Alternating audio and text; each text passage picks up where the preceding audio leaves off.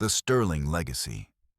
Julian's hand trembled as he held the ledger open, broadcasting live to 50,000 strangers. Behind him, the sunrise painted the City Gazette building in shades of amber and blood.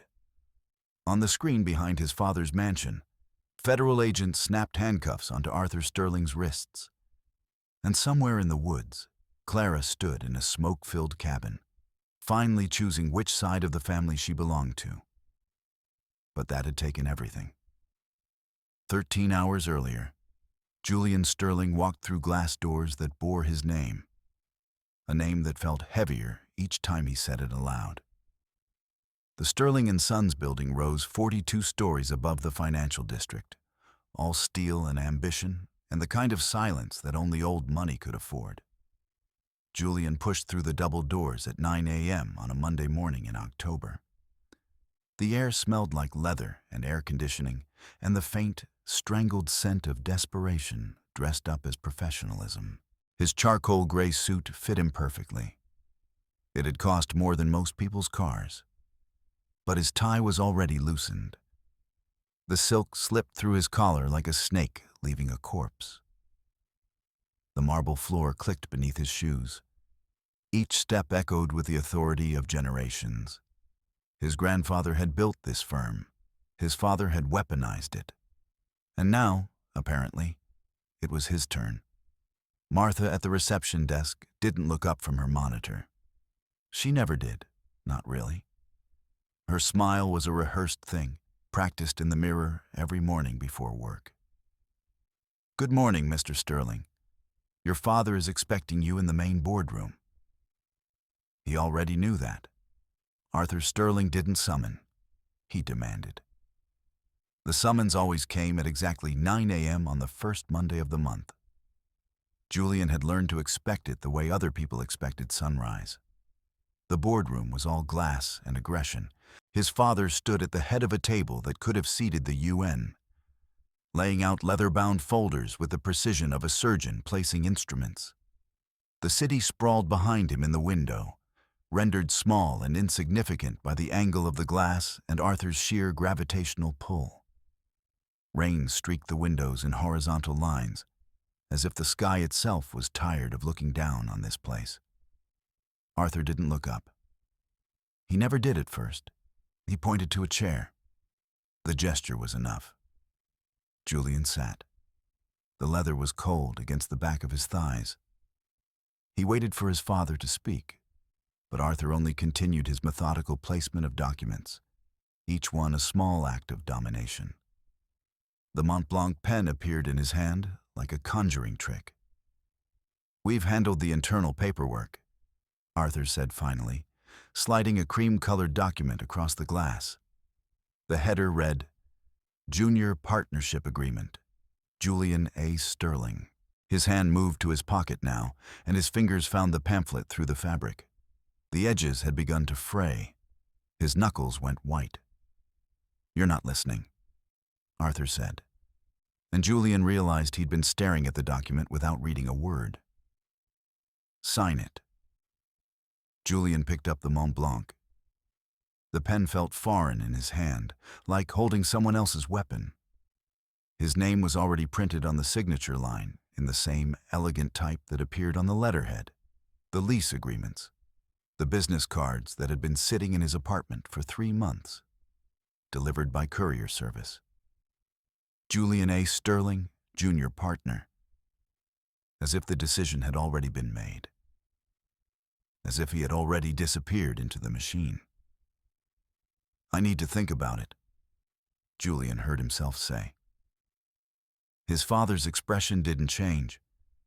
It was as if Arthur had been expecting this exact sentence and had pre-recorded his response centuries ago, stored it in some frozen part of himself. "There's nothing to think about. This is your inheritance. This is your life." "What if I don't want?" "You don't get to want." Arthur cut him off, and his voice was the voice of a man who had spent 40 years making sure that everyone around him understood that their preferences were ornamental things, like decorative plants. "You're a Sterling. This is what we do." Julian set down the pen. The document remained unsigned. His father's jaw tightened, but he didn't speak again. He simply stood, collected his papers, and walked toward the door. At the threshold, he paused. "Don't embarrass me," he said. And then he was gone. The boardroom was suddenly enormous. The glass table reflected Julian's face back at him in fragments, like a broken mirror. He looked at the unsigned document. He looked at his own fractured reflection. And then he picked up the Mont Blanc and walked out, leaving the paper on the chair where he'd been sitting. Martha would find it eventually. She would take it to Arthur's office.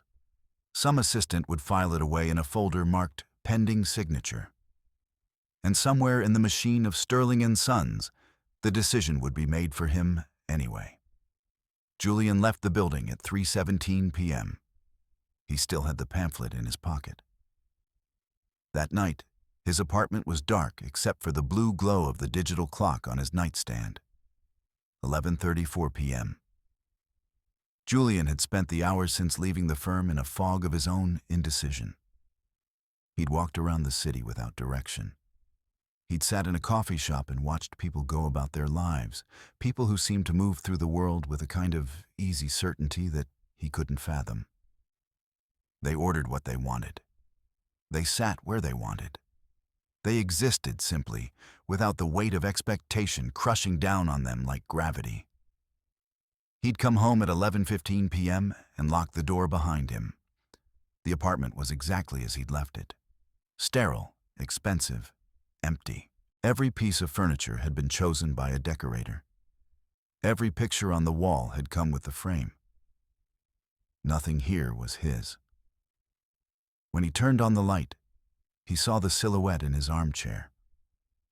A man sat there, backlit by the window's distant city glow. He was large. His shoulders spanned the width of the chair. He wore a black leather jacket that looked like it had been stitched from the darkness itself. When he shifted, Julian heard the creak of expensive material and something else underneath. Metal, maybe, or bone. Julian's hand went to his phone on the side table. His fingers didn't even touch it. The man stood up, and the movement was a threat in itself. "Your old man likes to keep his investments close," the man said. His voice sounded like concrete and cigarettes. In his hand, he turned a piece of paper over and over. The kind of repetitive gesture that suggested extreme patience or extreme violence, possibly both. It was Julian's car payment notice. Overdue. The car that Arthur had bought for him as a graduation gift. The car that came with all the invisible strings attached.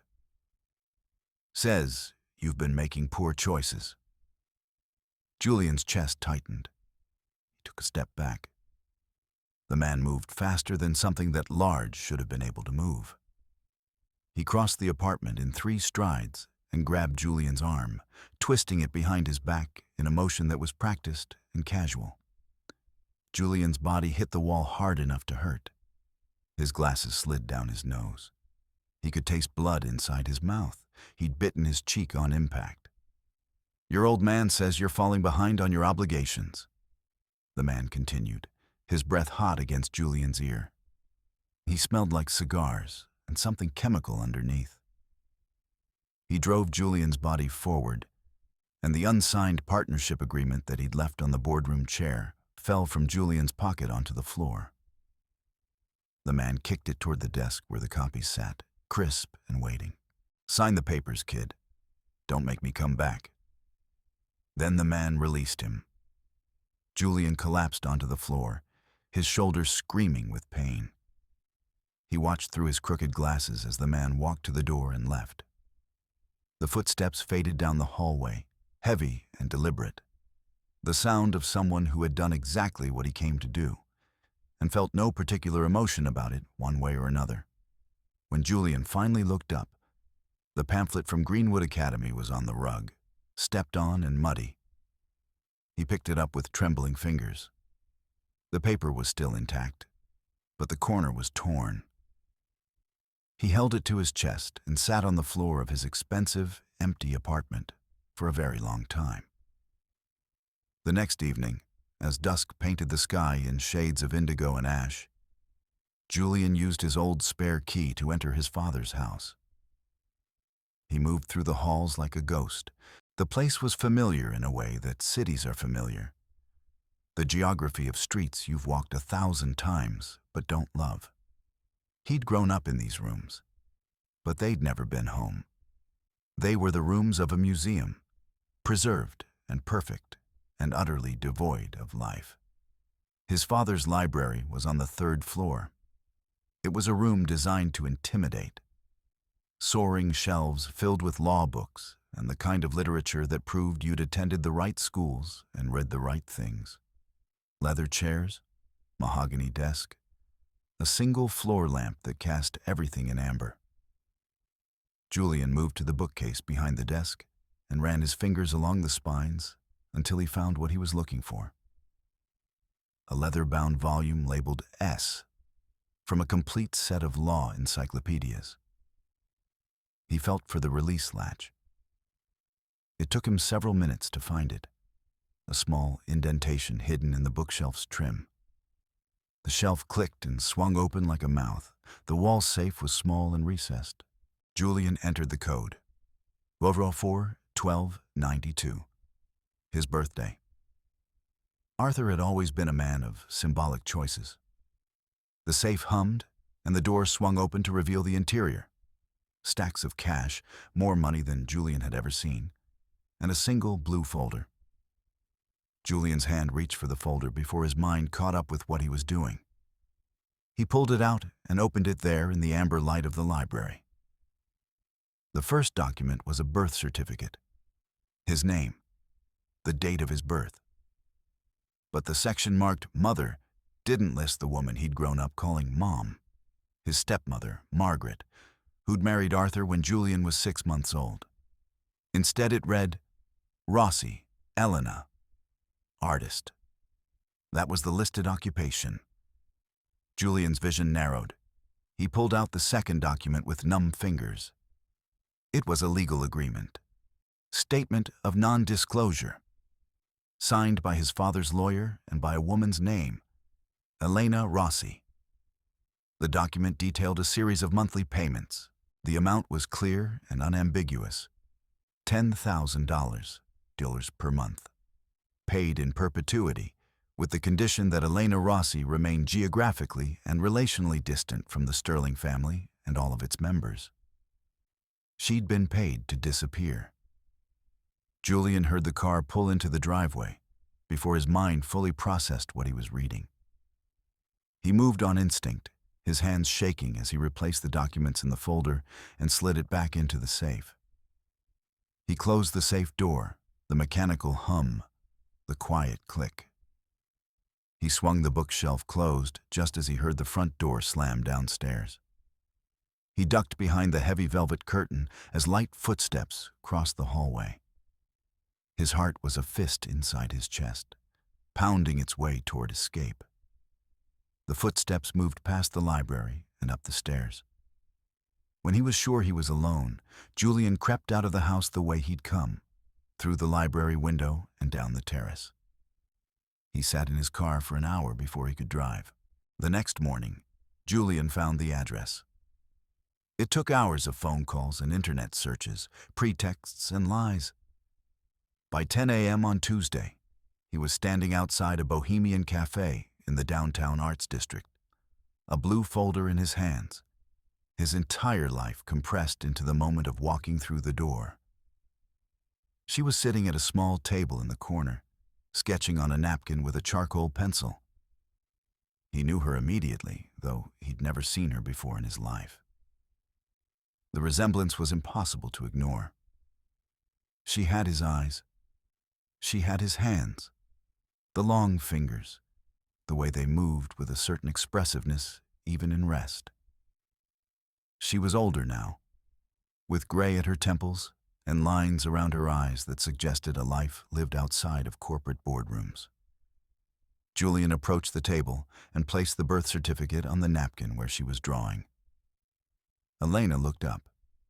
She looked at the document. Then she looked at him. Her eyes filled with tears, and her hand reached out to touch his face as if she needed to confirm that he was real, that he wasn't some combination of light and shadow and desperate hope. "He told me you died, Julian," she said, and her voice cracked on his name. It was the first time anyone had spoken his name in such a way, like it meant something, like it was more than just a syllable in a legal document. He said the child didn't make it.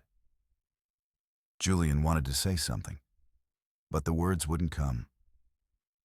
There were too many questions, too many years of absence, too much to say in a coffee shop with jazz playing overhead and strangers at the next table absorbed in their own conversations.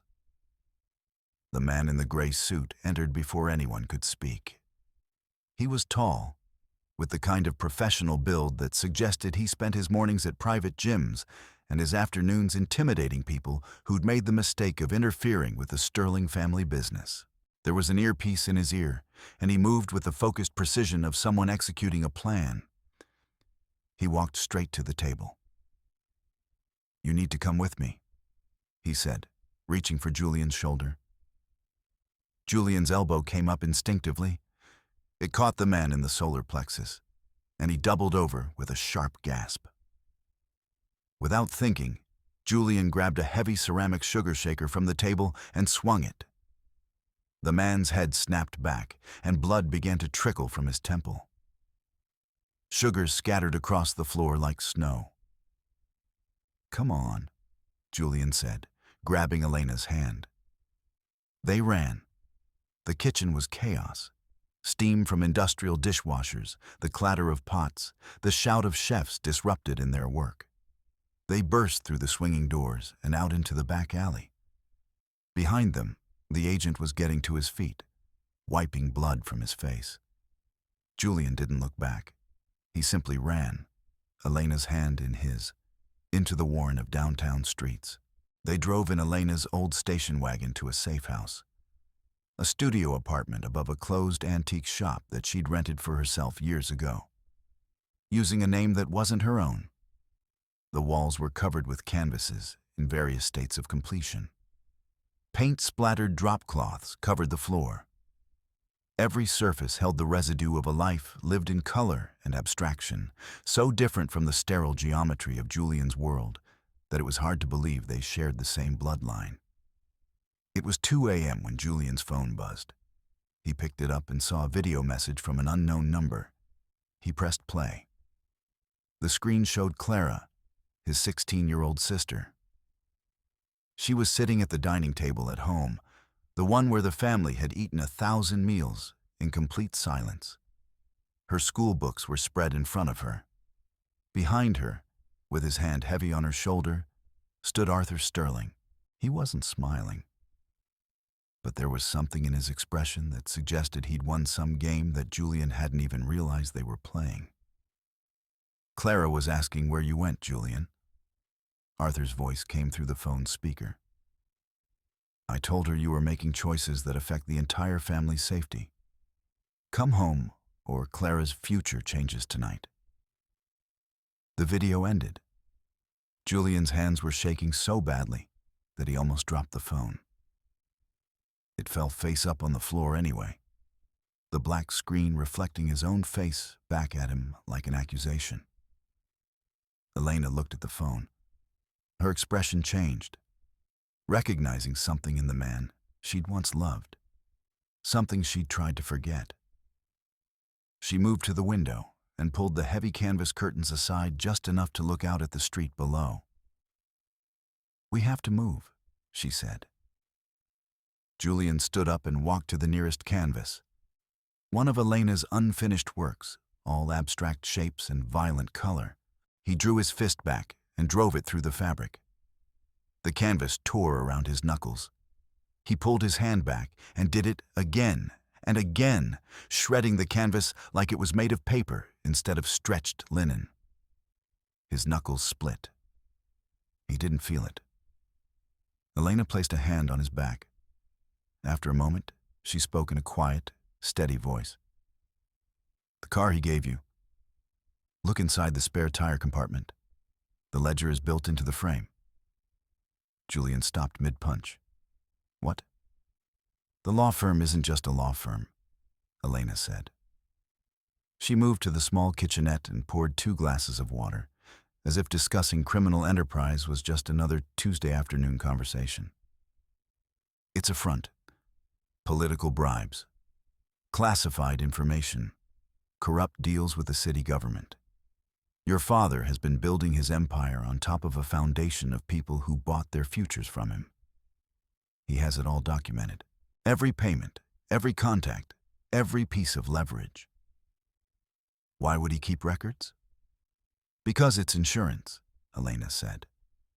She handed him a glass of water, and he drank it like he was trying to wash away something toxic. Insurance against being betrayed, against losing control. He trusts no one, so he keeps proof of everyone's complicity. The ledger has been in the frame of that car since he bought it for you. He wanted to keep it close, wanted to know exactly where his leverage was at all times. Julian looked at his hands. They were bleeding. He looked at Elena. She was real. She was his mother. And she was telling him that his entire life had been built on a foundation of corruption and control. He drove the Audi out of the city at 4 a.m. He drove to a parking lot in the industrial district and used a tire iron to crack open the spare tire compartment. The ledger was exactly where Elena had said it would be.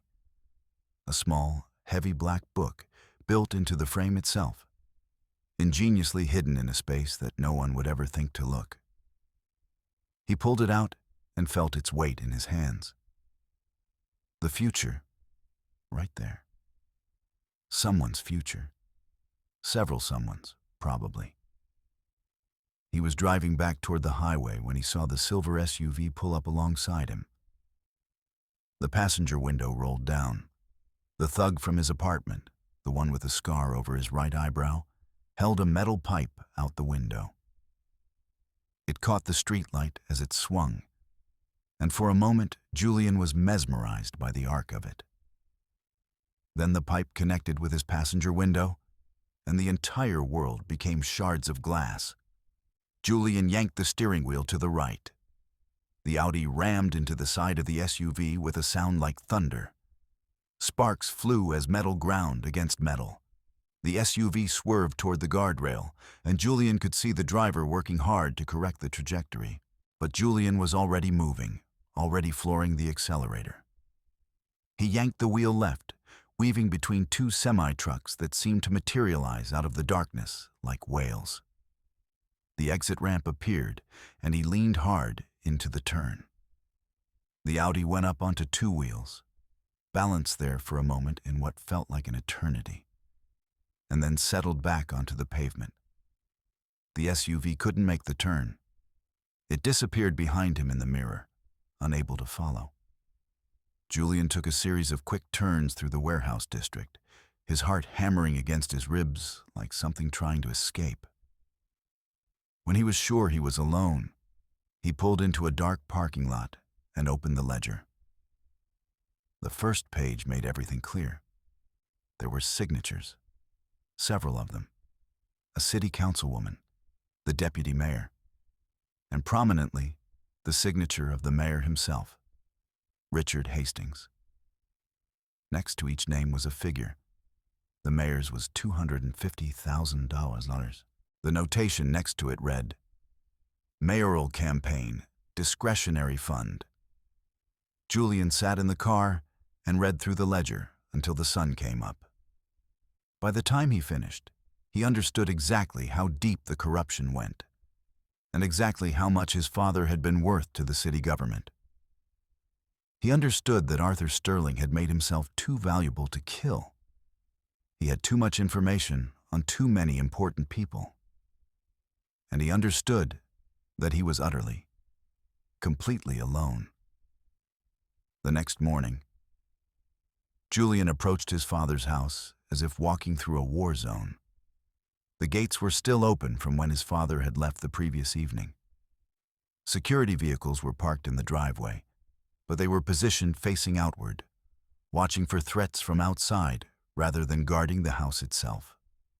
The men inside weren't looking very hard. Julian entered through the side door and made his way upstairs to Clara's room. Her bedroom was exactly as she'd left it.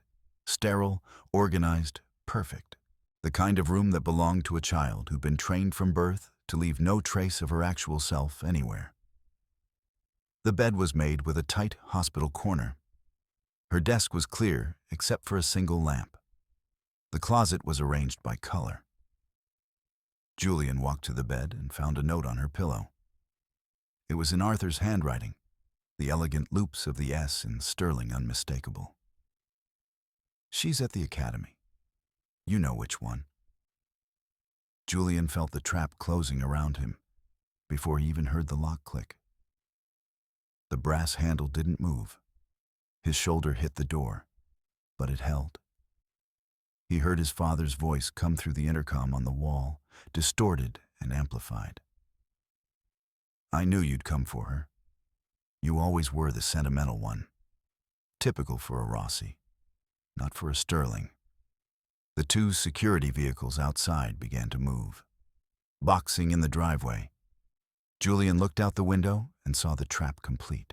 He was caught between walls of his father's design, and there was no way out through the front.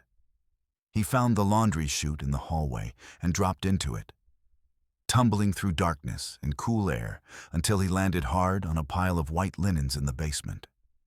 He rolled to his feet, and his hand found the wine rack. He grabbed a bottle, a Chateau Lafite from 1982, worth more than most cars, and held it like a weapon. The basement door opened. The thug descended the stairs, and in his hand, he held a taser. The blue arc of electricity crackled in the darkness, a visual representation of pain. "Your old man's got patience," the thug said, advancing slowly. "He says you'll come around eventually. They always do." Julian smashed the bottle against the mahogany rack. The sound was like thunder. Red wine spilled across the floor in rivulets that looked like blood. He held the jagged glass neck out like a knife. The thug lunged. Julian dipped his shoulder and drove the broken bottle up into the soft meat of the thug's thigh.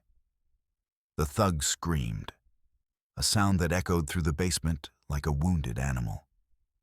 He dropped the taser, and Julian kicked him hard in the chest, sending him backward into the wine rack. Bottles fell in a cascade of glass and expensive vintages, and the thug went down underneath them. Julian grabbed the taser from the floor. He touched it to the thug's neck for 1 second, and the man's body went rigid and then limp. The basement window was small and high. Julian found a heavy floor lamp and used the metal base to smash the glass. The opening was barely wide enough, but he was smaller than the thug, and desperation made him flexible.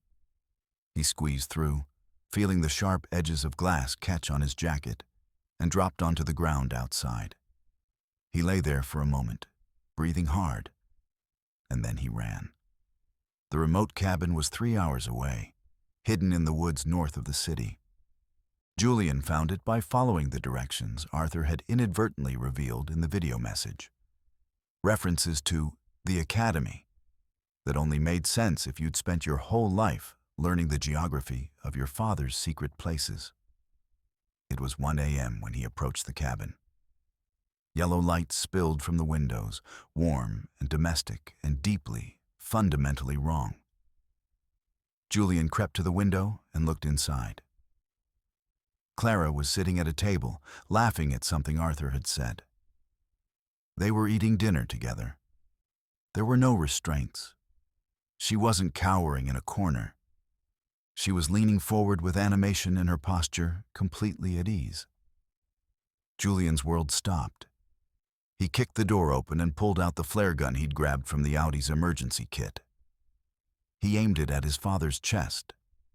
Clara stood up immediately, and she moved in front of Arthur, shielding him with her own body. "No," she said, and her voice was sharp with anger. She pulled out her phone and thrust it toward Julian.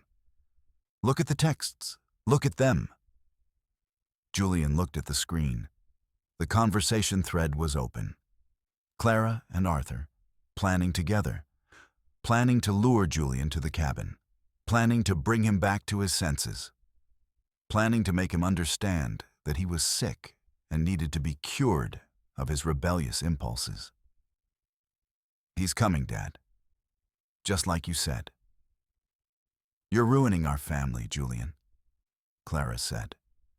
And she spoke with a certainty that suggested she'd been rehearsing this line for days. Dad said you're sick. Give him the book, and this will all be over. Arthur stepped out from behind his daughter. He was smiling, a thin line of satisfaction that made it clear that he'd won some fundamental battle. He held a match to a stack of papers on the table. It was Julian's art school application. It was burning in a ceramic bowl, the letters curling and blackening, the name Greenwood Academy turning to ash. Julian's knees gave out. He fell to the floor, the flare gun clattering beside him. He understood in that moment that he was truly alone. His sister had been conditioned just as thoroughly as he had been, but she'd made a different choice. She'd accepted the Sterling legacy instead of fighting it. She'd become her father's daughter in a way that Julian never could. He looked at Clara's face, trying to find some trace of the sister he'd known, some flicker of doubt or resistance. But all he saw was reflection. His father's determination, his father's certainty, his father's complete faith in the rightness of absolute control. Julian stood up slowly. He didn't pick up the flare gun. Instead, he walked to the kitchen counter and looked at the supplies there. Bottles of cleaning solutions, chemicals, ammonia, bleach. His mind moved through the geometry of chemistry, through what he'd learned in art school about solvents and reactions. "What are you doing?" Arthur asked, wary now. Julian grabbed the ammonia and the bleach. He poured them both into the kitchen sink. The reaction was instantaneous.